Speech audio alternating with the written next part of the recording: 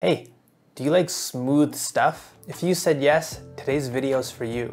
We're gonna be making a smooth beat. I'm gonna show you some really cool sampling techniques, sound design tips, drum tips, and a lot more. Here's a preview of the beat that we're gonna make.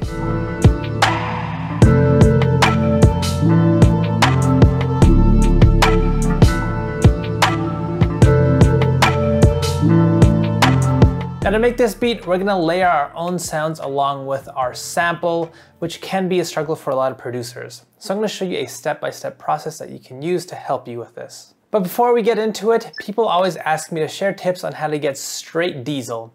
So here's a great exercise that'll help you out. Grab your mouse, hover over the like and subscribe button, and flex your finger muscles like this. Do 1 rep on each button, and I promise you'll gain so many muscles. Warning, this exercise will not work at all. Anyways, back to the beat. Here is the sample that we're gonna be using.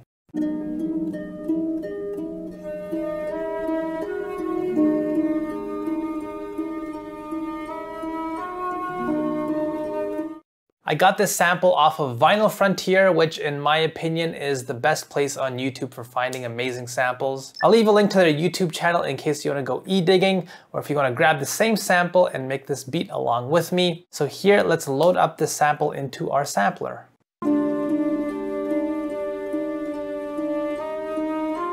Now I like this part of the sample because it's nice and open and flexible. We have those nice plucked strings as well as a flute playing. The first thing I want to do is pitch this sample up so the plucked strings become brighter, allowing us to hear them a bit more.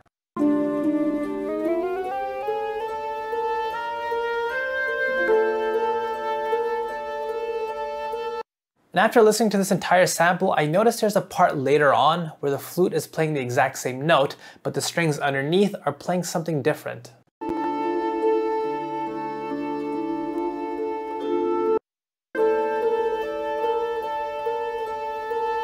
And so by piecing both these chops together, we can make a longer, less repetitive loop for our beat.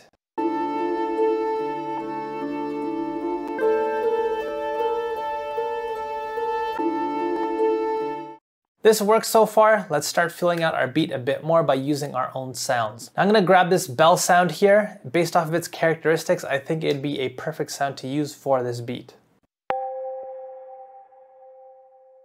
By the way, this sound can be found in my pack that comes with my course. If you enjoy these Overexplained videos and find them really helpful, my course is basically the next level up from this. Instead of spending just 15 or 20 minutes taking you step by step through one beat, I spent hours and hours showing you how to make a beat and cover every single important beat making tip and trick along the way in detail. So if you're interested, the link to my full course should be showing up on the screen somewhere right now. Anyways, to figure out how to add this layer alongside of my sample, let's figure out what notes will work first. To do this, I'm just gonna play through all 12 notes on my keyboard at a higher pitch to hear which actually work with my sample.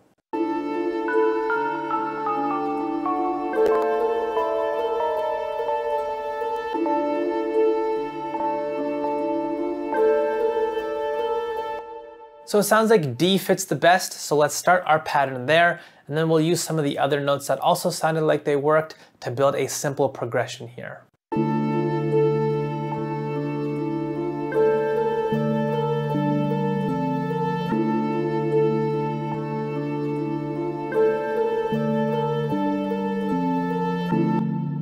As you heard, I played this sound in a lower octave. The reason why is because we pitched our sample up already, so we don't really need more sounds in that frequency space to get our beat to sound full. My focus right now is to get this beat to sound more complete, which is why filling up the empty frequency spaces underneath in my beat is priority number 1. But before we go ahead and fill up more space in our beat with more sounds, let's make this pattern into something more than just a single note progression and change the voicing here.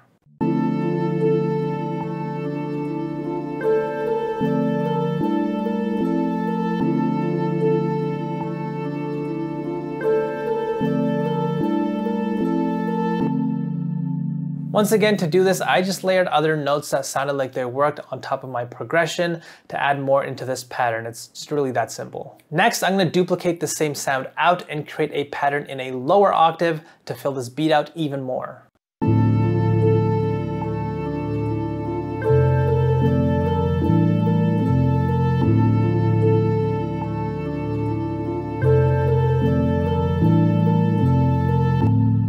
This layer is sitting pretty deep in the low end. It's filling up some of the more subby frequencies, but I'm likely gonna need to add more bass, which we'll do later. Right now, I think adding one more layer to the higher end will be enough to make this beat sound full and complete in terms of the musical instrumentation. Yet again, I'm just gonna duplicate this exact same sound out. It sounds great, so why not? I'm gonna change some of the characteristics and properties like its shape, and I'm gonna add reverb onto it so it sits further back in the beat as well. And now let's just create a very simple pattern with this sound.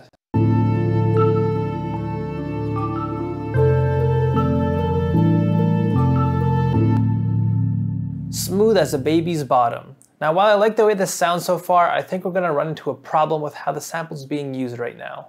That flute from the sample sounds really dominant and its level feels kind of unnatural since it sounds like it's playing at a constant volume. This might get repetitive if we just do this for the entire beat, so let's address this by using some advanced manipulation here. I'm going to take this sample and route it to 2 separate inserts. Then I'm going to use a frequency splitter. This will let me separate the higher pitched flute from the strings. So now I can control both of these instruments from the sample with a lot more precision. So what I'm going to do is take those plucked strings and make them more loud and dominant by just simply turning up the volume and adding a bit of saturation. But for the flute layer, I'm going to use some volume modulation as a way to bring a bit of variation to this sound. By doing this, it's going to sound more natural compared to if it just played a constant volume throughout the entire beat.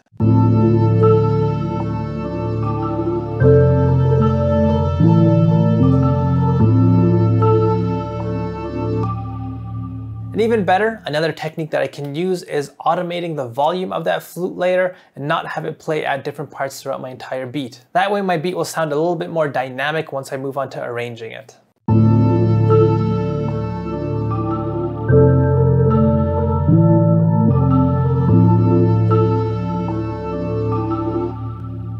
Big brain move right here. Let's move on to building our beat out a bit more. I want this beat to sound really smooth and clean. I don't necessarily want a rough or grimy aesthetic, so I'm going to use cleaner drum sounds here.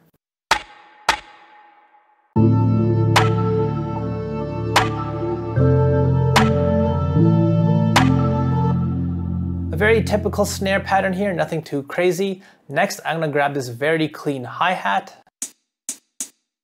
Now when I say clean, what I mean is that I'm choosing sounds that don't have a lot of artifacts or noise on top of them, and they have a presence in the higher frequencies. You can hear the difference if I play a more dirty, grimy hi-hat as an example.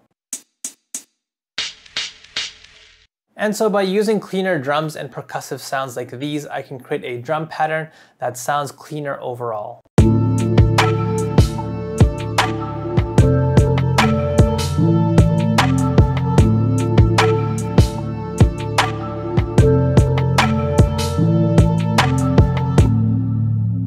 As for my bass line, that layer that I built here that sat in the lower octave is doing a good job of providing a bit of low end presence. And I don't want this beat to become overwhelmingly bassy. I sort of like the calming feel that it has right now. So all I'm gonna do is add one 808 note at the beginning of my loop, and that's pretty much it.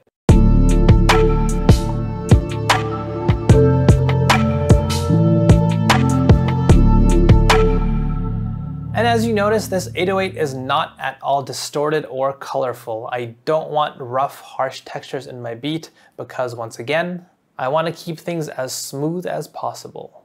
I think the core idea is complete here. Let's go ahead and add a few more pieces for different parts of the beat, like for a breakdown or a bridge or a hook. I'm going to start by duplicating my pattern out and removing the sample as well as pretty much all the drums and percussive layers. The reason why I'm doing this is because this is going to be my breakdown, so I want to minimize how many layers I have. I'll also build a different progression with my remaining layers, so the difference between my core beat and this breakdown feels a bit more substantial.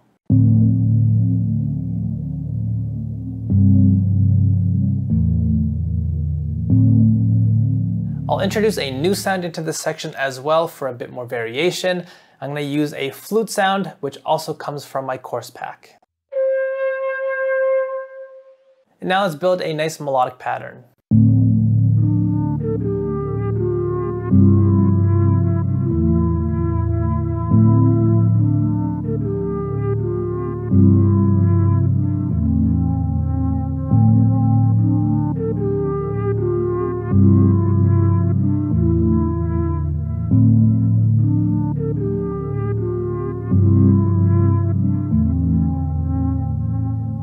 That sounds lovely to me. At the end there, you might have noticed that I added slide notes to control how long that flute played for. By changing the velocity of your slide note, you can control the note's volume, and by controlling the length of each note, you can control how long the sound is loud for. Just a bonus tip for you.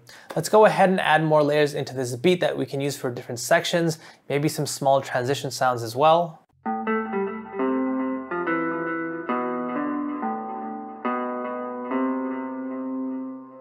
This guitar sounds like it fits into the aesthetic that I'm trying to build. I added a bit of delay and reverb onto it so it sounds a bit more ethereal.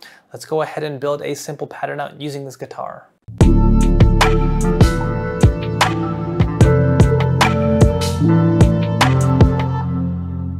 Now what I'm going to do is layer the exact same guitar an octave beneath this one, quantize everything, and use a strumming effect. I just like the way it sounds, and it makes the guitar sound a bit more natural.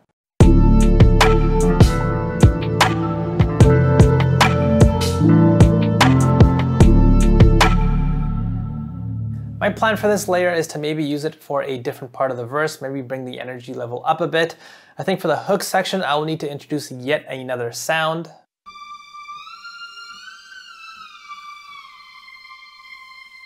In case you're wondering how I got this string sample to sound so cool, what I did was I went into the miscellaneous section in my settings, turned the polyphony to 1, turned on the portamento, and just adjusted the dial to my liking.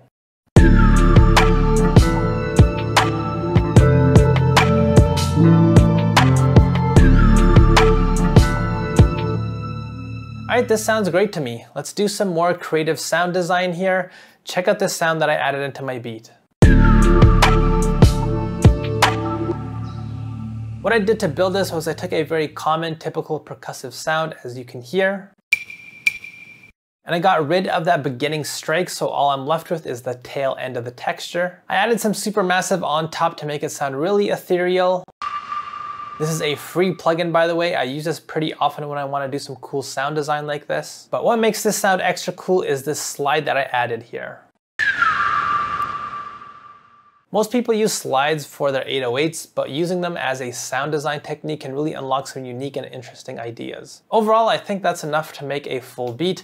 Let's pop over to the full arrangement to see what's happening over there. For the intro, I used a different piece of the exact same sample to lead into the full beat. And as you can see, I used some volume automation to control that flute volume.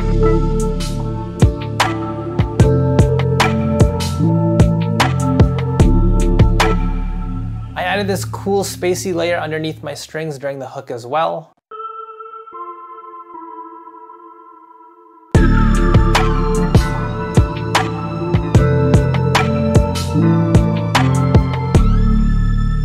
With all these pieces, this beat is sounding smooth.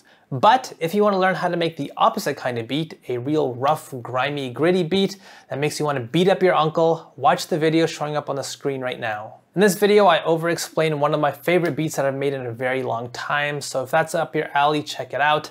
The link to that's in the description box below. Hit like and subscribe, and yeah, here's the full beat. Hope you enjoy.